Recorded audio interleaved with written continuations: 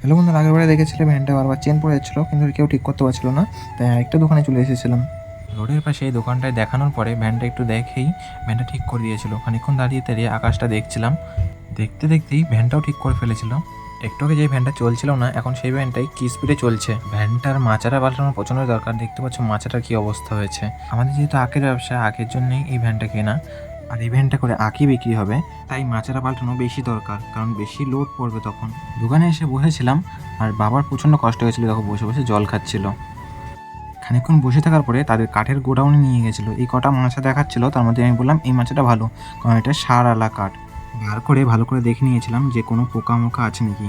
তারপর নিয়ে চলে এসেছিলাম দোকানে। দোকানে এসে দেখি পুরোনো মাছটা খোলাও শুরু হয়ে গেছে। আর কাঠগুলোর অবস্থা একবার দেখো, বৃষ্টির জল পেয়ে পুরো কাঠগুলো সব পচে গেছে। ভ্যানের মাচাটা চেঞ্জ করার পরে দেখো কতটা সুন্দর লাগছে। আর এখানে সব নাটগুলো লাগাচ্ছিল, আমি তাই দাঁড়িয়ে দেখছিলাম।